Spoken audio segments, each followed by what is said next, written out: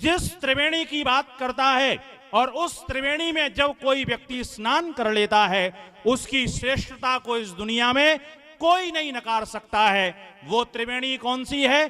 तो ऋषि सतपथ ब्राह्मण के उस वाक्य को स्थापित करते हैं, मातृवान पितृवान आचार्यवान पुरुषो वेदा। जिसको ये तीन मिल जाएं, योग्य माता मिल जाए, योग्य पिता मिल जाए, योग्य आचार्य मिल जाए, माँ का जिसको लालन मिल जाए, पिता का जिसको पालन मिल जाए और गुरु का जिसको ताड़न मिल जाए, उसको इस दुनिया में विशेष बनने से कोई नहीं रोक सकता है। यदि आपने इस चैनल को सब्सक्राइब नहीं किया है तो पहले सब्सक्राइब करें और बेल आइकन को अवश्य दबाएं। सभा सोसाइटी या समाज संगठनों का कार्य करते हैं तो वहाँ पर एक प्राण खोजने का प्रयत्न करते हैं, और हमारी आज की इस सभा में प्राण के रूप में उपस्थित आज के अध्यक्ष पूज्यपाद आर्य नरेश जी इस सभा को अपनी वाणी से जो आप्यायित करेंगी, वेदों की विदुषी आदरणीय डॉक्टर सूर्या देवी चतुर्वेदा जी, जिनके बहुत सुंदर उद्बोधनों से हम सब ये सीख पाएंगे कि अपनी संतानों को हम उत्तम कैसे करें। आदरणीय डॉक्टर श्रीयुत विनय विद्यालंकार जी, उपस्थित समस्त विद्वज्जन और आर्यों की श्रोमणी सभाओं के शीर्षस्थ पर स्थापित समस्त नेतृवृंद, सामान्य रूप से आपने देखा होगा नेताओं के चेहरे में सौम्यता बहुत कम दिखाई देती है, क्योंकि उनके कार्य ऐसे हो जाते हैं कि सौम्यता उनसे दूर भाग जाती है। लेकिन नेता होते हुए भी एक आचार्य विद्वान मास्टर रामपाल जी, मुंबई आर्य प्रतिनिधि सभा के महामंत्री आदरणीय अरुण जी, और श्रेष्ठी के रूप में आप सब राजस्थान के लोग भामाशाह के नाम से परिचित हैं ही। आर्य समाज के भामाशाह के रूप में जो अनेकों महापुरुषों का नाम आता है, उनमें एक विशेष रूप से स्मृत करने वाले सारे देश के लोग जिनसे परिचित हैं, जिनका हाथ ऐसे कभी नहीं होता है, जिनका हाथ ऐसे ही सदा रहता है, आदरणीय ठाकुर विक्रम सिंह जी, उपस्थित समस्त विद्वज्जन, संन्यस्तवृंद, धर्म के अभिलाषी भद्र पुरुषों, सम्मान के योग्य मातृशक्ति, थोड़ी सी देर के लिए कुछ संवाद आपके बीच में करूंगा। और ये प्रश्न केवल हम लोगों का नहीं है। इस दुनिया के अंदर आज जो कोई माता पिता बन रहा है, उसके सामने ये समस्या जरूर आ रही है, बच्चों को ठीक कैसे किया जाए, संतान का निर्माण कैसे किया जाए। आपको आश्चर्य होगा जब इस देश के अंदर ऋषियों मुनियों आचार्यों की परंपरा समाप्त हुई, तथा कथित आचार्य मत संप्रदाय वाले इस दुनिया के अंदर पैदा हुए, उन लोगों ने एक एक विषय पर बात तो की। किसी ने सत्य को पकड़ा, किसी ने अहिंसा को पकड़ लिया, किसी ने अपरिग्रह को पकड़ लिया, किसी ने पूजा पद्धति को पकड़ लिया, किसी ने किन्हीं और चीजों को पकड़ लिया। लेकिन सर्वांगीण रूप से पूरे के पूरे मानव जीवन को विशेष बनाने के लिए अगर आपको कहीं पर जाना पड़ेगा, तो मैं निवेदन ये किया करता हूं, केवल आप दयानंद के पास में चले जाना। जो काम उन्होंने जीवन में किए, उन्होंने उनका भी उपदेश किया, और जिन कामों को उन्होंने नहीं किया, उपदेश उनका भी करके गए। आपको आश्चर्य होगा, दयानंद ने बच्चे पाले नहीं थे, लेकिन पूरी दुनिया को बता करके गए बच्चे कैसे पाले जाते हैं। और आपको आश्चर्य होगा, 3 सूत्र उन्होंने इस पूरी दुनिया को दे दिए थे। बच्चों को अगर योग्य बनाना है, संतानों का निर्माण करना है, तो त्रिवेणी में उनको स्नान करवा देना। हम लोग भी सुनते हैं, जो त्रिवेणी में स्नान करता है उसकी मुक्ति हो जाती है। पूछा था हमारे लोगों से, वो त्रिवेणी कहां पर है? कहने वालों ने कह दिया था वो इलाहाबाद के अंदर है। उस त्रिवेणी में नहाने से मुक्ति होती है कि नहीं होती है, उसके विवाद में मैं नहीं पढ़ना चाहता हूं। लेकिन मेरा ऋषि मां लालन करने वाली हो, पिता पालन करने वाला हो, और गुरु का डंडा जितना चलेगा उतना ही उसके अंदर निखार आएगा।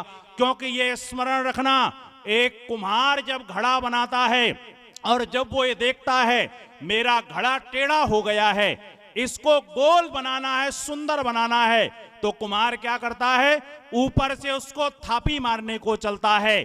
लेकिन अगर समझदार कुम्हार ना होगा तो वो मार तो देगा, वो घड़ा टूट सकता है। लेकिन जो समझदार कुम्हार होता है वो एक हाथ पहले नीचे लगा लेता है और ऊपर से जब मारता है तो घड़ा टूटता भी नहीं है और घड़ा सुंदर रूप से बन जाता है। माँ का लालन जब मिलता है, पिता का पालन मिलता है और गुरु का ताड़न जब चलता है तो एक संतान योग्य बन जाती है। ये स्मरण रखना, अगर माँ की गोद अच्छी नहीं मिली, अगर परिवार का आंगन अच्छा नहीं मिला और समाज की गलियां अच्छी नहीं मिली तो संतान कभी अच्छी नहीं हो सकती है। अगर संतानों को योग्य बनाना है, संतानों का निर्माण करना है तो सबसे पहले माँ की गोद सही करनी पड़ेगी। बुरा मत मानिएगा, आज जैसी माँ की गोद होनी चाहिए वो गोद नहीं मिल पा रही है।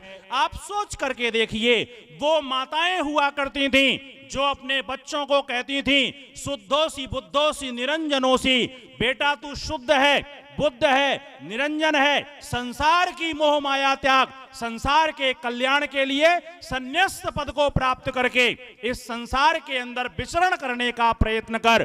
कहां गई वो माता मदालसा? अगर माता मदालसा नहीं होंगी तो योग्य संतान कैसे आएगी? वो माता शकुंतला जो अपने छोटे से बच्चे के हाथ को पकड़ करके कहती है, देख बेटा वो शेर का बच्चा बैठा हुआ है, जा उसके दांत गिन करके आ। आज हम अपने बच्चे को कुत्ते के पिल्ले के पास भेजने में भी डरते हैं, वो माँ शेर के बच्चे के पास भेज रही है और वो छोटा सा बच्चा शेर के बच्चे के मुंह को खोलता है और कहता है, रे शावक तेरे मुंह को खोल, दंताम ते गणिष्यामी, मैं तेरे दांतों को गिनूंगा। ये क्यों हुआ करता था? क्योंकि वो माताओं की जो लोरियां थीं वो लोरियां बहुत विशेष हुआ करती थीं। आज हमारी माताएं लोरियां भी देती हैं तो क्या लोरियां देती हैं? लल्ला लल्ला लोरी, दूध की कटोरी, दूध में बताशा और जो दूध को में बताशा और उसके बाद में लल्ला करे तमाशा। अब आप कल्पना करके देखिए, दूध में बताशा होगा और लल्ला तमाशा करेगा तो लल्ला तमाशा ही आगे करने वाला है, उसके अलावा और क्या करेगा? आप सोच करके देखिए, सबके जीवन का अनुभव होगा। बच्चा छोटा सा है, बच्चा दूध नहीं पी रहा है तो माताओं का क्या कहना होता है, बेटा दूध पी ले, नहीं वो लाल कपड़े वाला बाबा आएगा और पकड़ करके ले जाएगा। अब छोटा सा बच्चा डर के मारे दूध तो पी लेता है, लेकिन उसका संस्कार क्या बनता है? ये जितने लाल कपड़े वाले हैं ये बच्चे पकड़ने के काम करते हैं, इनका कोई अच्छा जीवन नहीं है, इनके पास हमको नहीं जाना है। छोटा सा बच्चा है, माँ कहती है बेटा ये काम कर ले, नहीं तो जूजू आ जाएगा, नहीं तो लूलू आ जाएगा। साहब विज्ञान खोज खोज करके मर गया कि ये जूजू और लूलू नाम के कौन से प्राणी होते हैं, लेकिन आज तक नहीं खोज पाया। ये भारत की माताओं ने पता नहीं कहां से पैदा कर दिए। आप एक कल्पना करके देखिएगा, बच्चे को आपने दूध तो पिला दिया लेकिन अंदर एक डर का संस्कार बिठा दिया। वो जब भी जाएगा उसको डर ही डर लगेगा। वो निडर जीवन के अंदर नहीं हो सकता है, वो अभय नहीं हो सकता है। और जो संतान निडर नहीं होगी, जो संतान अभय नहीं होगी, क्या आप उससे कल्पना कर सकते हैं कि वो हनुमान की तरह जाकर के गरज करके आएगा? क्या आप उससे कल्पना कर सकते हैं कि राम की तरह अपने धनुष के अंदर बाण को चढ़ाते हुए वो क्या ये घोषणा कर पाएगा कि इस समस्त धरती में से मैं निश्चरों से विहीन कर दूंगा?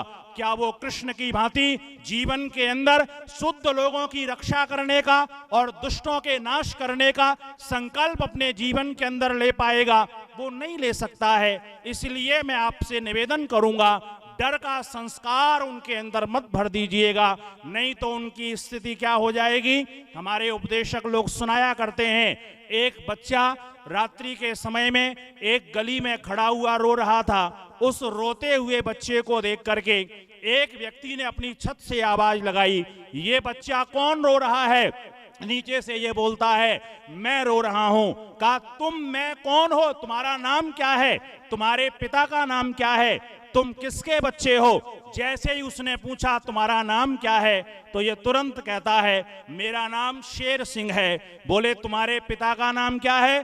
कहा शमशेर सिंह है। कहा तुम्हारे बाबा का क्या नाम है? कहा दिलेर सिंह है। कहा कहाँ रहते हो? शेरों वाली की गली में रहता हूं। कहां से आए हो? शेरों वाली की कीर्तन से आया हूं। यहां खड़े खड़े क्यों रो रहे हो? ये काला कुत्ता आगे नहीं जाने दे रहा है, ये भौंक रहा है। नाम शेर सिंह रख दिया, लेकिन अगर संस्कार और कर्म उसके वैसे नहीं हुए तो उसका कोई महत्व नहीं है। इसलिए जीवन के अंदर अच्छे संस्कारों से उनको ओतप्रोत करने का प्रयत्न करना, अच्छी चीजों को उनके अंदर स्थापित करने का प्रयत्न करना। अगर अच्छे संस्कार न दे पाए, उनको योग्य बनाने का हमने प्रयत्न नहीं किया, तो मैं निवेदन किया करता हूं, आप पैसा कम कमाइए चलेगा, आपका बड़ा घर नहीं होगा चलेगा, आपके पास बैंक बैलेंस बहुत ज्यादा नहीं होगा वो भी चलेगा, आपके पास में बहुत बड़े बंधु बांधव नहीं होंगे वो भी चलेगा, आप ऊंचे पद पर नहीं बैठ पाए वो भी चलेगा, लेकिन अगर आपकी संतान संस्कारी है तो इस दुनिया में आपसे बड़ा धनवान कोई नहीं है। और अगर आपकी संतान संस्कारी नहीं है तो हमसे बड़ा गरीब इस धरती में कोई नहीं है। इसलिए ये प्रयत्न मत करना